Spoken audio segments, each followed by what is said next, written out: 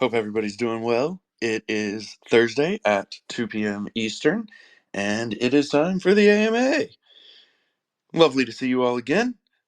Uh, Quick note, we do not have the Dude of Beetle with us today. He had some IRL things to attend to, but that means that we just get to freely add to his list, and he can't say no. So, win-win. Looking forward to it. But before we get into the questions of the day, we have a couple updates we wanted to do. So, first one I will go ahead and throw out, and I'll try to remember to throw it out again a little later for those that jump in late. Next week is the week between Christmas and New Year's, if you didn't know. Uh, we will not be doing a traditional AMA, but we will be here. So we are going to do a Twitter Space next Thursday at 2 p.m. Eastern, our normal AMA time. But instead of doing it as like a traditional formal AMA, we're just going to do it as a hangout. Hang out with the community, hang out with us. So we'll be bringing people up on stage. They can ask us questions. They can not ask us questions. They can just chat. It's not really going to be meant to be an AMA, though questions are welcome. We're just going to come and all hang out together. So we hope that you are having a lot of fun with your families for the holidays and then can take a brief pause in the middle of the week and come hang out with us. But with that said, on to other updates. And first, it is we are going to turn to Dreamer, and Dreamer, I believe, has some sex talk for us. Sexy time, but the less fun one. We're going to be talking about the coin store listing that this is our first go at doing a coordinated listing, and we're really happy that we have our first like official one going live. We have posted the details. If you can look for that one, it came from CoinStore directly. There's a lot of sensitivity about when things go live exactly and everything. So we've been unable to be as transparent, and we also don't control all the inputs. We have been doing a good job at staying in touch with them. Sunbear has been managing that relationship really well, and they've been incredible to work with. There's a lot that goes into a listing, and I know people are really excited for listings on others. We will be focused on those, but for now, we're celebrating the listing with CoinStore. This is the first, not only to list us, at least coordinate with us to be listed, but also the first to be integrated into DFK Chain. I'm personally interested, and I've asked a few questions if any other subnet has a direct integration yet. There's some big subnets out there now, so likely, but either way, we're excited about this. Before, when we were looking at applications earlier in the year, there was a question from many on has there been another exchange that is integrated in DFK chain yet? And especially from the bigger guys, they were just like, look, this will take a lot of time, and if nobody's done it, like we're still unsure. So we kind of needed somebody to do it first, and we have somebody that did it first. Very quality exchange with a little bit smaller scope of tokens, but there's going to be some interesting marketing through their platform. They worked with us on every which way to make this happen, since there are a lot of difficulties, especially in the deep bear market, to make that happen. And you know what? We have some pretty attractive volume just in our decks alone. I think in the last 30 days, if you look at that radar, it shows volume there around 30 million. Not a lot of others can say that without an exchange in this market, purely on their own decks in the game, seeing that kind of volume. So this is going to be good for momentum. What's important is that we make sure this launch is positive and celebrated, and then look to see what are the next steps in this overall category. There are some listings, or at least one I can think of, that happened out there without any collaboration with DeFi Kingdoms team back in the day, before there was like a Kingdom Studios team. And initially we're trying to solve that, because a lot of people see the MEXC listing and they're like, what the heck, why is this price all weird, is this looking at the chain that should not be named, pricing and everything. So I just want to report that there have been discussions to at least improve information there. It would be some pretty low hanging fruit if we could pull off an actual official like listing with DFK integration and everything. Don't know if that'll happen, but we are trying to see what is possible. So just wanted to report they're a top 15 exchange, so very very different in terms of volumes and everything. But we're trying to see what would be any potential costs there on our side. But at the very least, we just want that information to be accurate. So working on that. We're also restarting our efforts to apply or reapply to a lot of the major ones, and people keep throwing out Binance and Coinbase. These are two that are under a lot of focus right now from various regulatory bodies, and are literally the hardest to list on. Now, one clear observation out there is the meme coin on Avalanche. I'll just say COQ. You can pronounce it however way you want, but I don't want to be like soundboarded and made memes of. So I'm just gonna spell it out. They got listed in 10 days after launch, and we found out that KuCoin, so not Binance or Coinbase, but KuCoin reached out and listed them. That's what happens when you have volume. That's what happens when you have momentum and users. And our goal is to continue to try to get to that point. More listings will get to that point. So we're going to be celebrating this first listing. We hope that it's positive. I appreciate the community really putting it out there and celebrating. We want to get to know the coin store community as well. And hopefully we see some successful volume there that will lead us into other potential listings as well. So, Bolon, is there any details that we wanted to share on this that I didn't get to? I think in terms of timeline, the time that they listed is about 18 hours from now. If it's hard to follow like the exact times listed there, but I'm pretty sure it's 9 p.m. Singapore time, which is, I think it's like 3 a.m. there right now. So That does sound right. I was trying to do the mental math in my own head as well. But those times are known. You can see them. They are on Twitter and I believe on CoinStore's website now.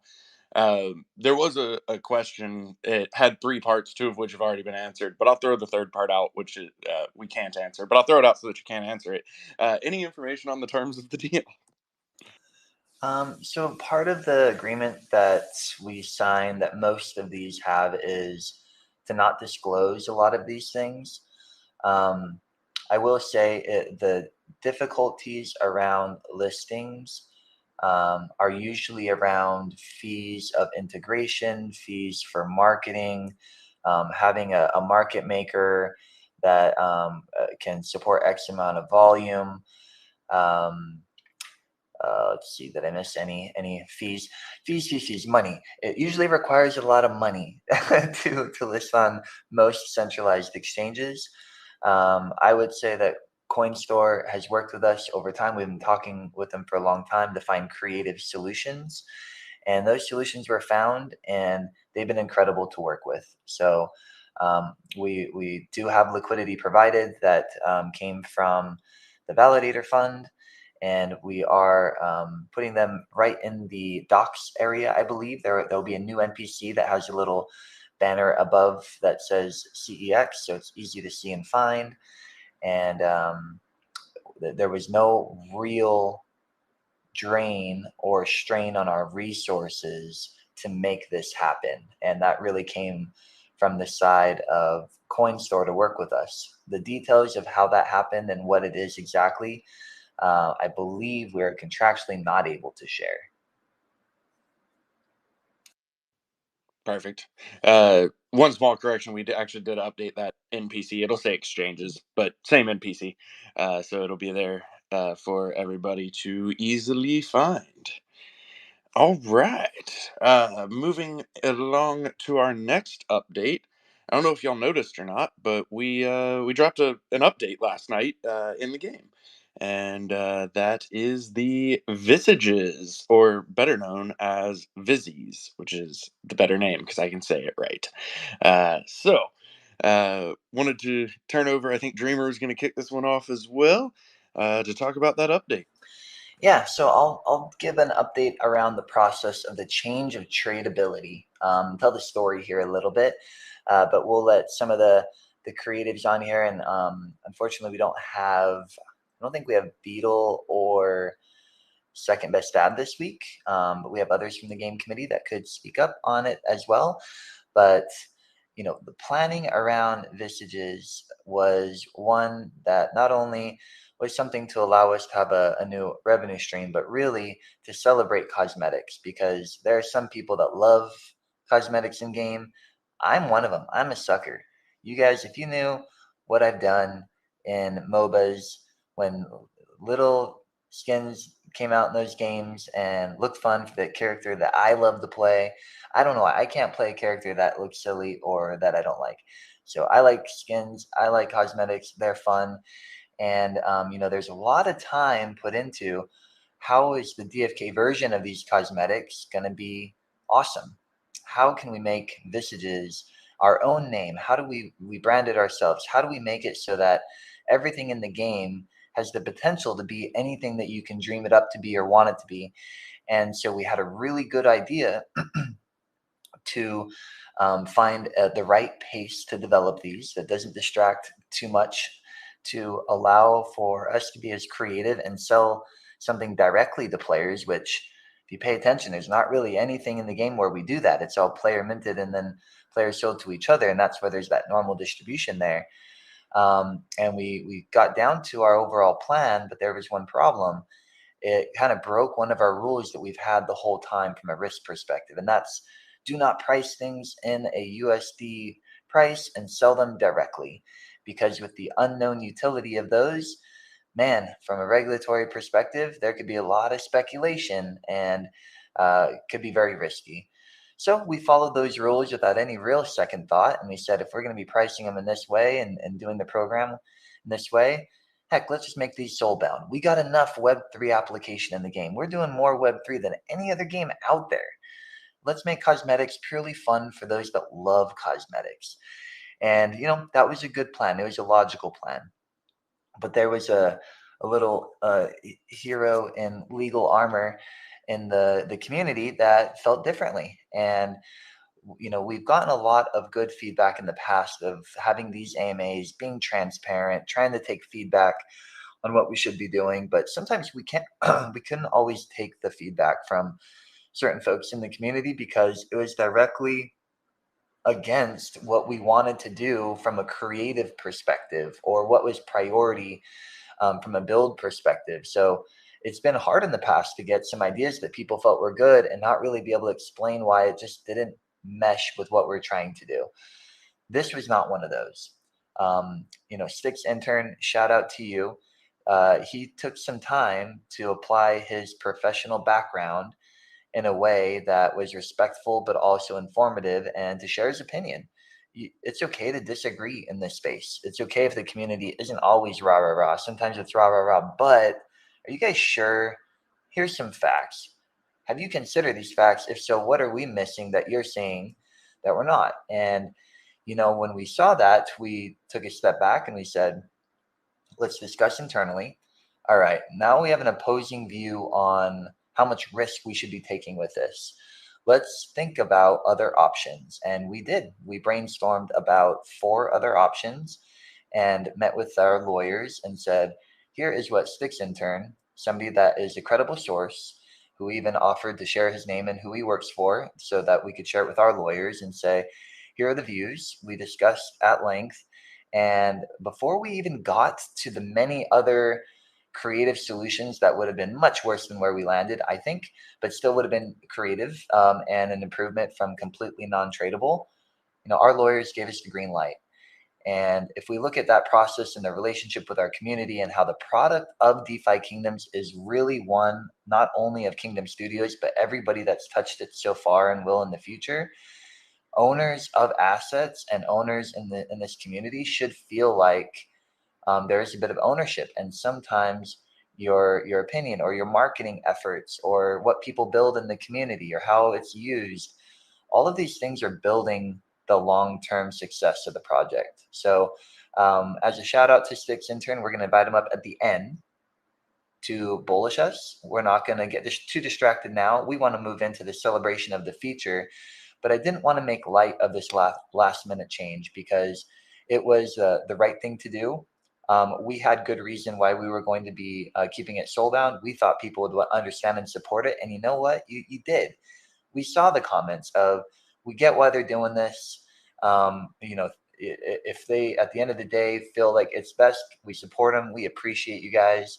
But sometimes with the new information, a different perspective, it's good to take a step back, triple check, and see if there really is a way to make our community as happy as possible. And in this case, maybe not in every case in the future, in this case, I feel like we accomplished that pretty dang well. So with that, I'll give my opinion on how freaking beautiful the bloater suits are and the bloater mask and the karate combat gi.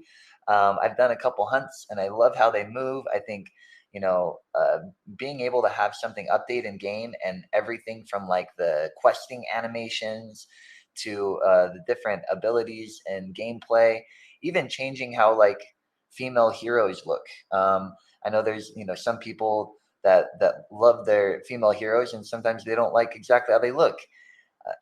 I'll leave details out, but like every time we add a different visage in there, it changes how the heroes look and operate, and it just makes it fun. I like using the bloater mask with the karate gi. I think it's hilarious. But now we can start seeing, okay, the karate gi side, that was like a marketing partnership. Now their IP is in the game, and we've already gotten 2 ads in that karate combat fight, and there's an incentive with the karate token. Holy cow, there's a lot we can do there. On the creator side, all of the co-marketing we're going to be able to do with any creator out there that wants to work with us. We got Doug Hype here in the audience, thinking about how we could get some of Doug Hype's IP in the game and brought to players and have that, carry through to somebody's experience and connect influencers to our community and our community to other creators and influencers. Visages is going to be an incredible marketing tool, not only for other games and other like sponsored companies, but for the people out there making content and celebrating Web3 gaming. So I'm so excited about the business model. I'm excited about the marketing approach, and I'm excited about the personal fun that I've had so far because I'm a sucker for cosmetics and we crushed it. I will pause. Hubert, Fox, Magnus, or anybody else up here, would you like to add to any of the updates on the awesome release of Visages, or maybe what went into it in the behind the scenes? Yeah, I can add a little bit. I'll note that it looks like as of right now, there's been over 1,000 different Visages minted. So it's pretty cool for being less than 24 hours since we launched that. And I've been really enjoying seeing people use those and all the different pictures that people have been posting. As far as like a design process goes, I think we landed on really good solutions for making this work within what we already created. Like the Visage NFTs are really the same within the same contract as normal equipment. We just have them set up differently so that they act not as equipment but just as an appearance changing cosmetic. And that's really convenient for a lot of reasons. Otherwise it would have taken a lot more time. But yeah, like Dreamer said, I think there's a lot of opportunity here for us to expand this system as we go. It also, it does fit within the game universe. Like we do plan to also allow normal equipment to be converted to Visages as well. So even with the ones that we have right now, we also you'll be able to also have that kind of same thing where you can have an accessory that is maybe providing more bonuses, but you could also have like the cooler head as a visage as well, which I've seen kind of the cooler head and karate gi combo to me is maybe one of my favorites. Besides just the whole bloater, the whole bloater suit and mask combo is probably just I can't not love that. But yeah, I think there's really not too much really to add beyond that. I don't know if Magnus or anyone else wants to jump in. Yeah, I can hop in here. So, like Dreamer mentioned, I'm also a big fan of in-game skins. So I've definitely spent multiple hundreds of dollars in World of Warcraft on mounts and other cosmetics from the in-game shop. So this was really cool to be on the other side of that and building out this contract. Say this about a lot of contracts, but this was really fun to work on. If you haven't noticed already, Visages use the same underlying contracts as the existing accessories and armor. So try to keep the kind of technical bloat down there a little bit and combine things where we can. So that worked out really well. And we actually did a change to the contract storage for the heroes to squeeze those in the Visage equipment slots without increasing gas. By adding in new storage. So we just kind of used what was there. So that was cool on the technical side of things to carry that out. Um, and just to kind of like throw kudos to everyone on the team that was involved with this, that this had efforts from multiple departments, from mechanics to art to the contracts and to the front end as well. And it's always awesome on launch day to see all of those efforts be combined into a product that we can ship to you guys. So yeah, just really cool to be part of such a great team. Um, as others have said, we're currently working on unlocking transferability for those visages as a phase 2 that will release alongside support for those in the marketplace. So stay tuned there. That's it for me. Maybe I'll just add some additional detail on the vision, long-term vision of visages. So everybody will notice there's a clock that's ticking down. The tradable aspect is interesting because these are all time limited. Visages are meant to hit the shop for about a week or two. And that's the current plan. We're going to see how that adjusts over time. But when things are gone, they're meant to be gone from our perspective. And so if somebody is looking to change their gameplay or celebrate a certain IP or likes a promotion that we've locked in with a partner, that's a great incentive to support the Visages program. If somebody just wants to support the development further and more directly, that's a great incentive.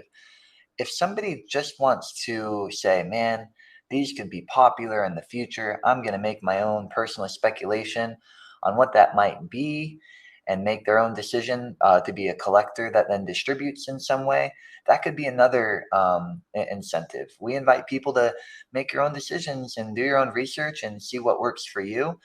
But when those clock timers go to 0, the intent is not like in another 2 months be like, yeah, we're bringing back bloater suits. These are limited. It would be unfair if we were to bring it back and open it up again. So we have a lot of creativity on the team. So we're anticipating to always add new cool visages. But as these are limited and also tradable, it'll be interesting to see as the game grows or different things come out. Maybe things will become more or less popular. So we should always realize that more visages will always be coming out. And the ones that we put out there are intended to not really be put out again. So if that hasn't been realized, please digest that and make your own decisions and what that means. And also note, I think we're trying to set aside a very small amount for each one to include in some kind of giveaways. That the details are confirmed. So won't go into too much there, but I mean, it would be like 10 or less. And so we're not going to like mint a huge amount that's going to be giving away all of these. And it wouldn't be until a later date. So if like bloater suit were to come back later, it would be a couple giveaways in the like single digit to max 10 realm. So primary way to get these guys is they're getting them while they're hot, while they're available. And then we hand it over to you guys. That normal distribution kicks in the secondary market. Who knows? Some of these over time could speculate to be worth way more than initial sell. We don't know. But when it's handed over to the ecosystem and it's tradable, those fees that are related to trading is a part of normal distribution. And we're happy about that split. And hopefully people see that visages can and will benefit the overall ecosystem in the rare event that either value goes up significantly or over time there's a lot of volume. So Bolon, I'll pass it back over to you in case there's any other parts we wanted to hit on for visages. Yeah, yeah. As Dreamer mentioned, so we will be minting a handful, so that we can use them for future giveaways. No set anything on that yet, but that way we've got stuff to give away to you guys, and we like giving away stuff, so this works out well. But aside from that, I would was just going to clarify. So Dreamer talked about our intention, and that is 100% correct. But that does not mean that none of them can ever come back.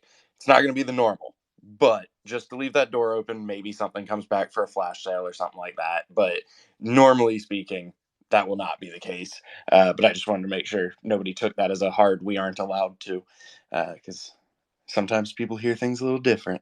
And then on that front, there is a Visage related question. So I'm going to pull that in real quick. Uh, and we don't have SBD here with us, but I'm going to throw it at Hubert. Thoughts on having additional Visage tabs in the future for things like facial expressions, or maybe even one that applies to the background of the hero's card? Yeah, that's an interesting idea. I think with facial expressions, there's kind of a limit of how many we could do just because of the amount of space and the pixel size of the heroes. But if we did do something like that, I don't think it would be something that we did anytime soon, just because there's so many other priorities we have right now. But I think down the road, when we have more resources and time to kind of look at how we can expand anything like that, I think that's an interesting idea. And you know, there's probably other things along that same line that could also apply. So yeah, nothing short term, but I do like that idea in general. Nice. I appreciate it. I will add one more thing on Visages that I meant to mention anyway. For anybody who is not clear, if anybody didn't listen to us last week, read the Medium article or read the announcement or read anything else. Visages are cosmetic only. There is no impact to gameplay. There will not be impact to gameplay. They are cosmetic only, and they will remain as such. So, anyway, moving on to our next topic, we got a couple questions on duels that I wanted to throw at Fox since he was not able to join us last week. This is your punishment for missing an AMA. Uh, so, thoughts on having a challenge to the current champion not count towards the daily limit of number of duels that each hero can do? Yeah, this one is actually one we talked about a little bit in our committee. Not at length, but it was just sort of decided that since there is a mechanism in place to recharge like your entries in like any given day, that it wasn't that big of a barrier if somebody did happen to be at the limit and had the opportunity to do a challenge, that there's still a route for them to do that. So we basically decided just to have it follow the same rules as other entries for that reason. And I think it makes sense. I tend to agree with that outlook. So I don't think this is something that will be changing. Nice. One other Duels question. As far as some of the infrastructure that Duels has in terms of like the champion mode itself or the leaderboard, uh, does any of that, or is any of that able to translate directly over into the combat system? Yeah, that's a fun one. Duels, there's a long evolution of that. We started season one over a year ago, I think it was, and we've had six since then, and there's been a lot of things added to each one. So we started out where there wasn't even really like a leaderboard or a thing there like for the champions or anything like that. So it's possible that, and I would say probable that we see a lot of these same types of things being built for combat. I would say it's probably very likely, but I'll probably leave that to Hubert and the other people that are more directly involved with that. But as far as is this tech directly transferable to it? Probably not directly. It's a different system. It was built for a different system. Uh, but we've learned a lot of things from building it. And I think we definitely can apply the knowledge that we have gained from those towards the other one. And basically, it'll just be that much easier to create something like that. So I think there's a lot to come still for combat, and we'll definitely see a lot of fun things like that. Awesome, awesome. Question for Hubert/Workhorse. Is our plan to roll out the Advanced Plus class codexes in print form first, as we have with our basics, or introduce them directly via the combat system? And if the plan is print form, when next class? Yeah, so we are still planning on doing it that way, where it's going to be printed out first. As far as to when, it's kind of been a matter of just we've shifted our priorities to get each class ready for the combat system, especially like with the earlier designed ones. They kind of diverge a lot from like the kind of numbers that we actually need to use to like have it be balanced. So there's a lot of work to go back and just kind of reformat everything back or into the way the combat system is now designed. So that's kind of where the effort is right now. So that it has kind of been a little bit of a delay on getting the next class out, as I have Workhorse going back and revisiting all the classes, and then we're kind of reviewing all that. So yeah, I'll hop on that one as well. Hubert's totally spot on here. Really, at the end of the day, we would love to get these out as soon as possible, but there are a lot of things between here and there just for live play.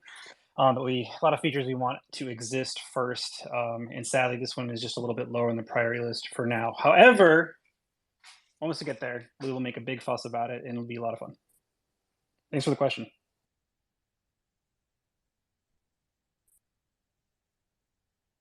Thank you for the answer, sir. All right, let's see. So, I got another one for you, Hubert. Sorry, so as we discussed in the last AMA, emissions of Crystal will be ending soon. Also on that topic, stay tuned. We'll have updates for you soon. But we were talking about gardening quests, and that's being one of the main incentives of providing liquidity, given the rewards.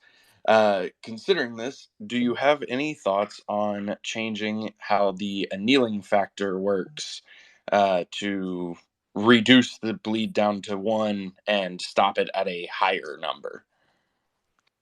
yeah, I do have thoughts on that, and I think the answer is that I don't want to change it. The way the quest fund works is it's always a function of how much is in there. So like even as the annealing goes down, if more is being contributed into the pool to offset like that change in the annealing, rewards can actually go up. And especially now with like we did do an adjustment to have it anneal more slowly. And you know, since then I think it's actually been at some times where the quest fund has grown faster than the annealing reduces. So rewards are actually still going up. And that would kind of just be the case with the math, even when it goes to like the intended value, as the quest fund grows, the rewards would scale up to, you know, match the size of the quest fund. So if what would happen if we were to stop it instead would basically just mean that there would reach a point of equilibrium where rewards are outpacing the amount of funds that are going into the fund, and that would kind of like cap it off based on just player activity. If player activity increased, then you know then those rewards would also increase as it kind of changes the balance between there. But then if there was any sort of decrease, then it kind of has the opposite effect. But having a higher multiplier on that just means that the quest fund is going to reach that at a lower balance than it would if we got it to where it was intended in the design. And the larger that gets, the easier it is for us to have other systems that can pull from the quest fund, and without like having a major impact on everyone's rewards. So in general, I'm strongly opposed to any multiplier and whatnot. And yeah, I think if we went into the history of this, there's been I'm a very strong proponent of the quest fund and have had to make this argument multiple times, but it does, because of the way the math works, it even going down in the multiplier, it will still reach the same reward tier as it has right now. Just it requires the quest fund to grow. Very nice. Sounds good. Another one I'm going to throw at Dreamer. Has the team made progress on deciding how to use the 50,000 clay from leading gas usage on Klaytn?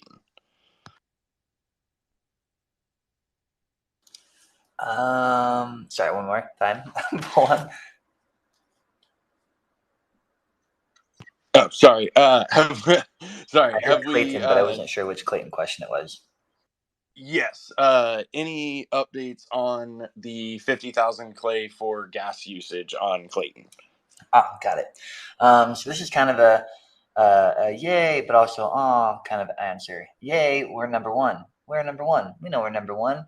We're happy to be number one. That means that we every month they have a pretty cool program where X amount of clay is sent to projects.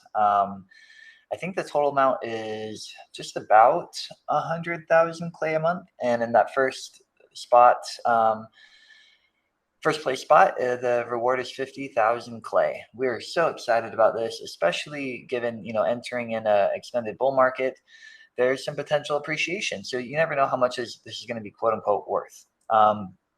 If we look back at when we first made the decision to go to Klaytn, a lot of things have changed since. And most of them, nobody could have really foreseen or controlled at all, with a lot of it's linked to FTX and a couple on the leadership side leading. But we've worked so hard. Like you have no idea how hard we have worked to try to make a good home for Serendale and make life better on Klaytn. With the various limitations there on computation costs and gas and others.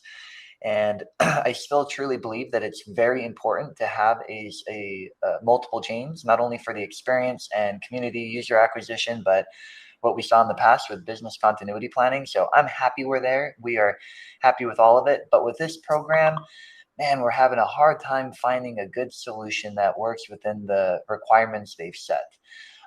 Essentially, I think the main pain point is this isn't a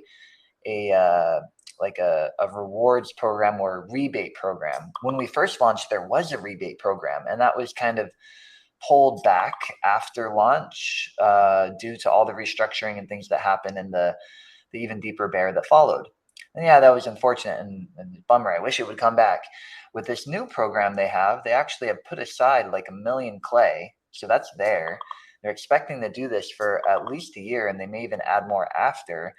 And I think it's very unlikely that we would ever fall outside of first place. However, it's a delegation program. So there are limited things we can do with this. Clay goes into a wallet, and we can find ways to benefit the players, but it isn't simply a do what you want with the clay and reward for anything that you can think of. The best application here is to reduce gas. And in order to do that, we need to do a lot.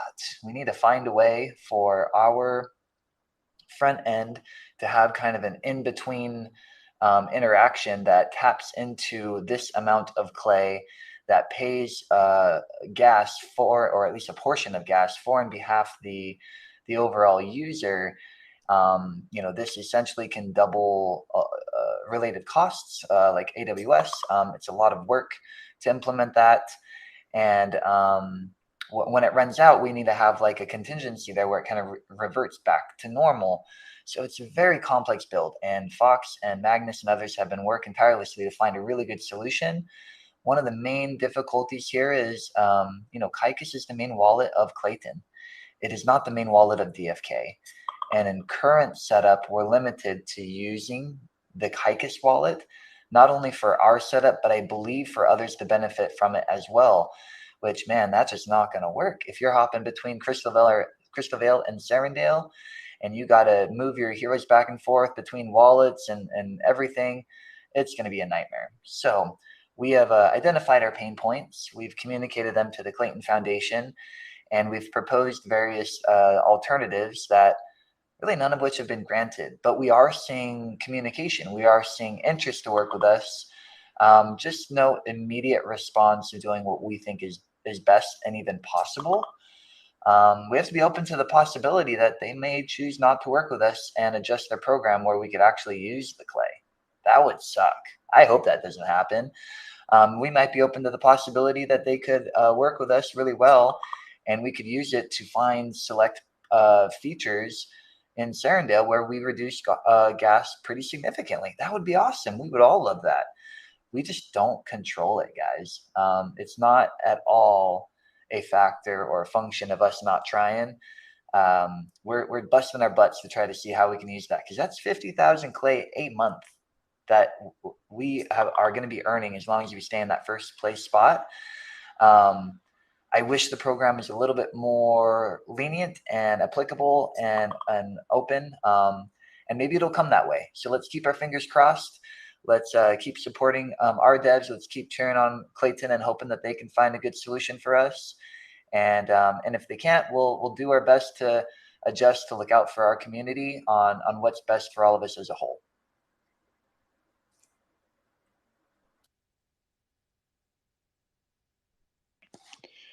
Appreciate all of the background there. Does anybody have anything they want to add on that topic before we move to the next question?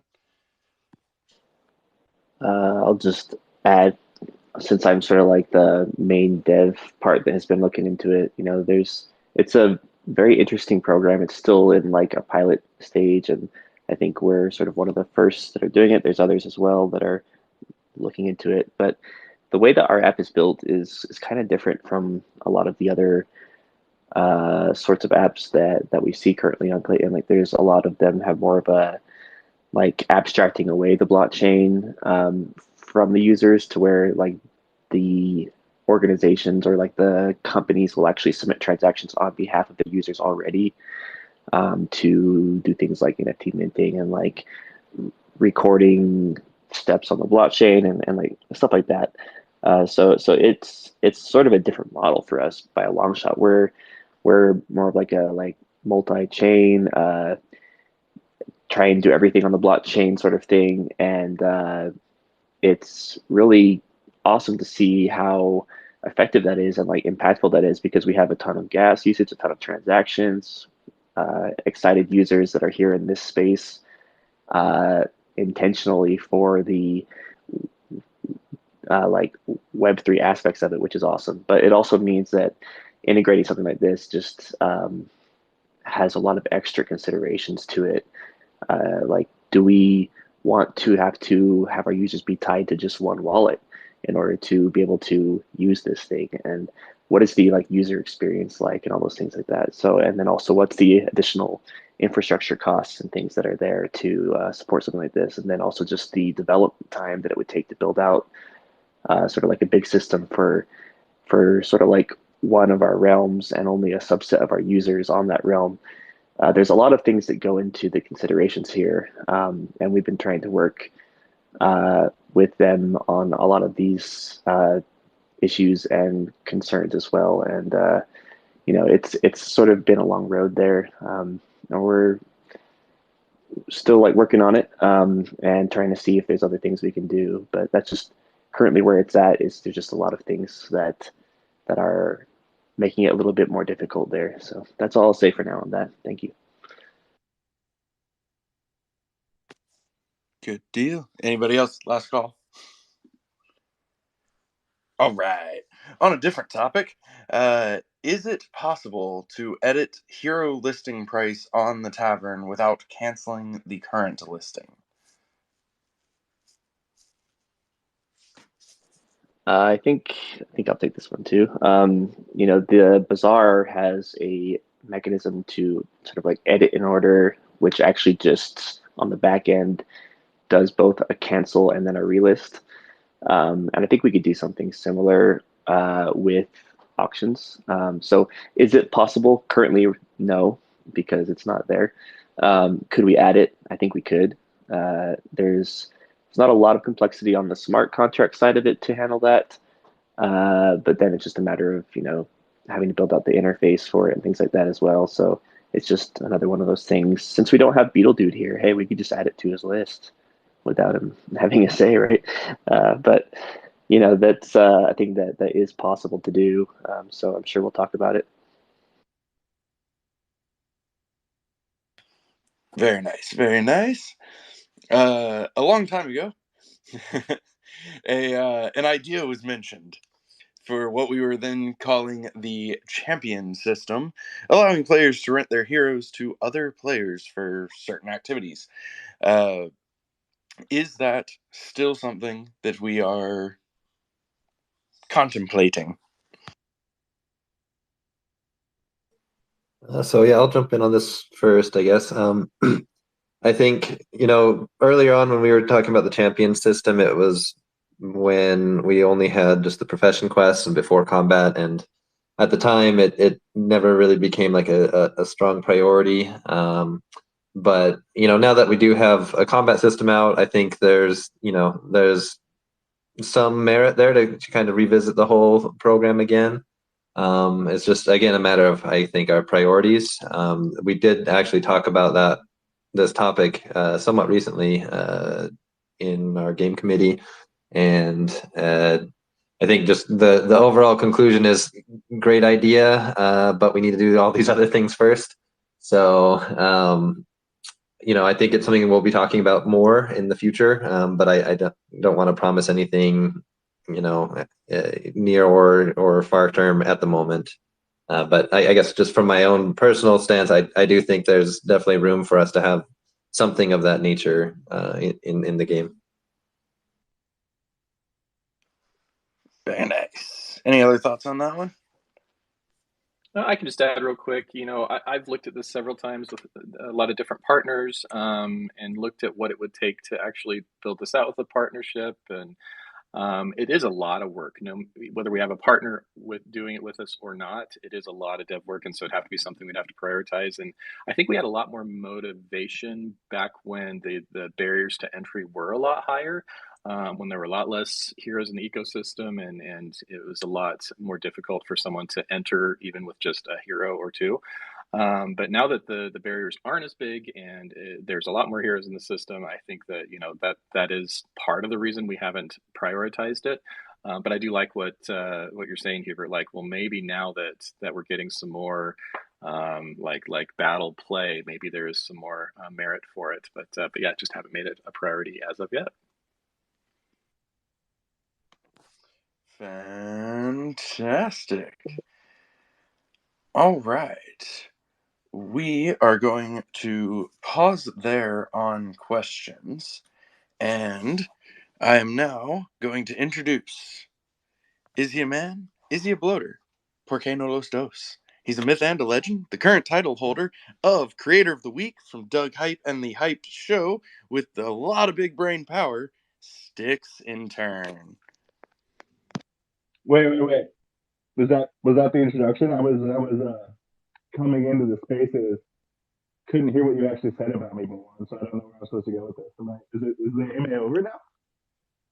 It was all bad. Everything I said was bad. Okay, good. Man, Sticks, Good. Are you like underwater, just bloating it up right now? You just sound like a bubbly bloat. I can barely understand you. Well, thanks for that heads up. I should have fixed that now. Oh, you breached. You're out of the water. Yeah. What's up, buddy? Blowhole on full display. No, but in all seriousness, it is. Thank you for bringing me up here. I gotta say, I've wanted to come up here and give a bullish ever since he started being on Twitter, because that's like that's my realm in the kingdoms, right? The Twitter realm. That's where the bloaters live. But thank you to the team for being so receptive to my feedback on the Vizzies. The Vizzies are here, everybody. The back appendages are still visible. I'm so excited to see the combinations of Vizzy and back apps that people put together. And by golly, these Vizzies are way better than regular skins in every way in a video game. I play Heroes of the Storm, just like many people on our dev team here. And guess what? I have over 1,000 skins in that game. I counted the other day. Over 1,000 skins. And skins are only one of 5 different types of cosmetic items. I have thousands of cosmetic items in that game. And you know what? I've only got 91 Vizzies. So gonna need to start pumping those numbers up. Those are rookie numbers if you ask me. So yeah, I'm here because I'm excited about DFK. I'm here because I'm excited to be part of such a good community of people, both in the team and out of the team, who care about something and want to build it up into something that is just way better than anyone in the world could possibly have imagined when they just looked at that Dex on Harmony with that rented or bought, image for the castle. It has improved so much in every way since then. And I am so excited to see what comes next. I am so excited to be a part of this community. And by golly, I am so bullish! Bullish! Bullish. Bullish! Bullish. Thanks, Sticks Intern. We'll see you guys next week.